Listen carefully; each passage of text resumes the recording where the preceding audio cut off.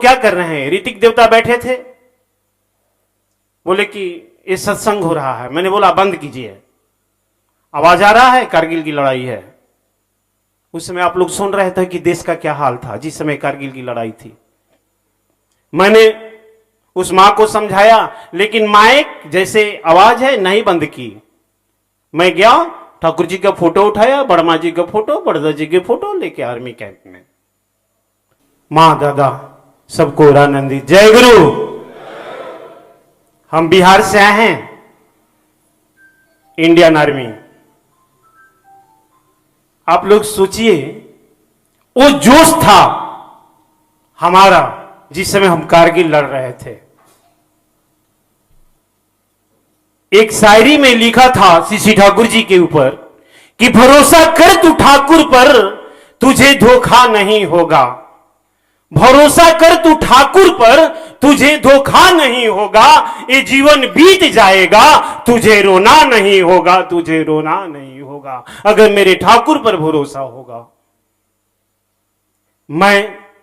मेरी पत्नी भी आई है, बिहार से हम लोग आए हैं।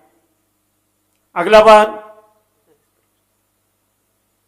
मैं उत्सव हुआ था, रघु हमको बुलाए थे। ये लड़का डीपी काम में गए थे तो इनसे हमसे परिचय हुआ था, पूरा बिहार में भ्रमण किए थे। तो मैं आचार्य जी के पास गया, समय से थोड़ा सा, तो दादा से बोला, दादा जो मैं उड़ीसा में देखकर आया हूं, 3-3 4-4 जगह पंडाल बना हुआ था। आचार्य जी को जाकर प्रणाम किए तो बोले, क्या रे फौजी, क्या हाल है? मैंने कहा दादा उड़ीसा गए थे। लोग कहां गया था उड़ीसा में? हम भुवनेश्वर गए थे, रघु बुलाया था। बोले क्या देखा उड़ीसा में? हमने देखी 4-4 जगह पंडाल लगा हुआ था, आनंद बाजार का अलग व्यवस्था। ऐसा कभी बिहार हो सकता है कि नहीं? आचार्य जी अपने आसन पर बैठकर मुस्कुराकर बोले, तुम कर सकता है? हमें दादा आपकी दया, आप चाहे तो।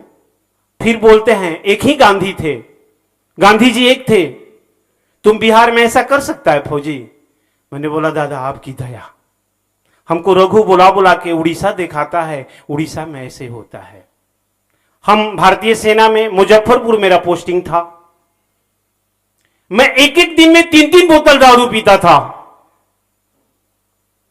और मेरी पत्नी भी आई है, उसको मैं लेके आया कि तुम बिहार क्या देखती है, चलो उड़ीसा देखा जाए। उड़ीसा में सत्संग होता है, रघु बुलाया है, चलो जो वहां देखा जाए, वहां के लोग कैसे हैं, रग रग में वहां ठाकुर बसे हैं। फिर ये मैसेज ले जाकर मैं 2 दिन बाद आचार्य जी को बताऊंगा। फिर गया था उड़ीसा, फिर मैं ऐसे देखा। मैं एक दिन में 3 बोतल दारू पीता था, मांस भी खाता था। ठाकुर जी का मेरे आर्मी के कैंप में बगल में सत्संग हो रहा था। एक मां, उस समय कारगिल की लड़ाई था, हम भी कारगिल लड़े हैं। 3-3 गोली मेरे भी, 2 कमर में लगा है, 1 गर्दन में लगा है। उस समय का स्थिति अलग था। हम लोग का कैंप में मीटिंग हो रहा था, आर्मी कैंप में, और एक मां सीसी ठाकुर का सत्संग जय राधे होने लगा। मेरे जैसियो जो था वो बोला, है चितरंजन वो देखो तो किसका सत्संग हो रहा है। मैं गया, देखा ठाकुर जी का सत्संग चल रहा था। मैं कुछ नहीं जानता था ठाकुर जी माने क्या होता है। गया, बोला एक आप लोग क्या कर रहे हैं? ऋतिक देवता बैठे थे, बोले कि ये सत्संग हो रहा है। मैंने बोला बंद कीजिए, आवाज आ रहा है, कारगिल की लड़ाई है। उस समय आप लोग सुन रहे थे कि देश का क्या हाल था जिस समय कारगिल की लड़ाई थी। मैंने उस मां को समझाया, लेकिन माइक जैसे आवाज है नहीं बंद की।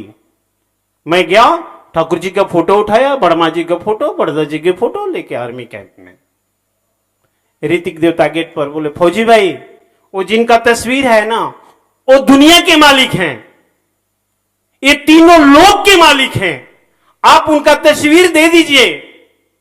मैंने बोला कि नहीं, फिर देंगे, आप लोग सत्संग कीजिएगा, अभी हम लोग का मीटिंग चल रहा है। वो उस समय का माहौल अलग था। मैंने शाम तक, ठाकुर जी का सत्संग बंद हो गया, मैंने शाम तक उनको ठाकुर जी की तस्वीर नहीं दिया। शाम को ऋतिक देवता देखते हैं धोती कुर्ता पहन के हम लोग का आर्मी कैंप के गेट पर खड़े हैं। बोले क्या अभी तक आप नहीं गए? बोले वो तस्वीरवा दे दीजिए। हम मेरे महाराज की क्या, ठाकुर जी का तस्वीर, वर्मा जी का तस्वीर सब दिए, जाइए। और जिसके घर में सत्संग था वो मां भी, सभी लोग रो रहे थे। हम लोग 3 फौजी गए और लेकर चले गए। जाने के बाद जब वो तस्वीर दिए तो ऋतिक देवता हमसे बोलते हैं आप सत्संग आज का नहीं होने दिए हैं ना, कल का सूरज देख लीजिएगा। मैंने बोला अल्लाह अब क्या हो गया, हम कल का सूरज नहीं देखेंगे? तो नहीं, आप आज सत्संग नहीं होने दिए हैं, कल का सूरज देख लीजिएगा। मैंने बोला कि अब क्या करना होगा? तो दीक्षा लेना होगा, हमें ये ठाकुर जी का दीक्षा लेना होगा। तो हाँ हमें दे दीजिए। हम भी दीक्षा लिए और 2-3 आदमी था वो भी दीक्षा लिया, हमारी वाइफ भी दीक्षा ली। दीक्षा लेने के बाद वो ऋतिक देवता बोलते हैं कि 1 रुपया प्रतिदिन फौजी भाई निकालिएगा। हमें ठीक है, जाइए। दीक्षा ले लिए ठाकुर जी का। एक ठाकुर जी का तस्वीर है हाथ जोड़ने वाला, ऐसे वो हमको दिए। देने के बाद हम डेली दारू पीते थे तो 1 गिलास ठाकुर जी के आसन के पास रख देते थे, ठाकुर जी आप भी दारू पीजिए। मांस जब खाते थे, देखिए कौन है जिनके सत्संग में हम लोग बैठे हैं। ये कोई मामूली भगवान थोड़े हैं मेरे प्रभु।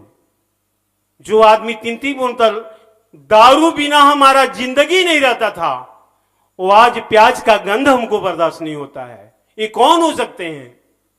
मैं अपनी बीवी को, मेरी बीवी आई है, उसको दारू पिलाता। दारू तो जिंदगी है, दारू नहीं तो कुछ नहीं। आज रोते हैं हम श्री ठाकुर के सामने, उस घर में क्यों नहीं पैदा कर दिए जिस घर में शुरू से ही आपका नाम हम ले लेते? क्यों इतना देर हमको कहां जन्म दे दिए ठाकुर? आज हम आपको पकड़े। ठाकुर जी कोई साधारण थोड़े हैं। हम इनको हरदम जब भी गाड़ी पर निकलते हैं दीक्षा देने के क्रम में तो रोने लगते हैं रास्ते में। ठाकुर जी आपकी दया, आप अगर नहीं मिले होते तो ये फौजी, बहुत लोग इस इंडियन आर्मी में हैं, ये जल के राख हो गया होता। लेकिन आप अगर मिले, आपका दीक्षा लिए, तो आज प्याज का गंध, कहां पत्नी, बेटी हाईकोर्ट में वकील बन गई है,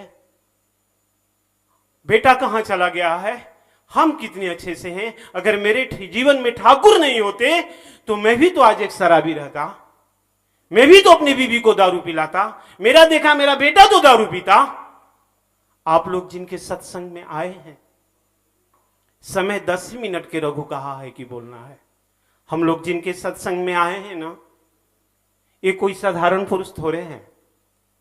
सोचिए, एक शराबी को, एक फौजी आदमी को जो एक दिन में 3 बोतल दारू, मांस, जब भी मैं मांस खाता था तो बोलता था कि ठाकुर जी को पहले खिलाई, एक कटोरी ठाकुर जी को भी मांस दे दो ना। मैं प्रभु को सामने, ठाकुर जी के सामने दारू रखता था, मांस रखता था, आप भी खाइए हम भी खाएंगे। वो स्थिति था। आज कहां गया दारू, कहां गया मेरा मांस, कहां गया मेरा लहसुन प्याज? कहीं ठेला पर रुकते हैं तो पहले पूछते हैं प्याज रखें क्या? नहीं खाएंगे। ओ ठाकुर जी, आज मेरी जीवन कहां से कहां परिवर्तन कर दिए मेरे प्रभु। अगर आज मेरे जीवन में ये नहीं मिले होते तो मैं भी एक फौजी होकर ऐसे ही दारू पीता। समय कम है, आप लोग भाव को समझिएगा। सबको रानंदित। जय गुरु।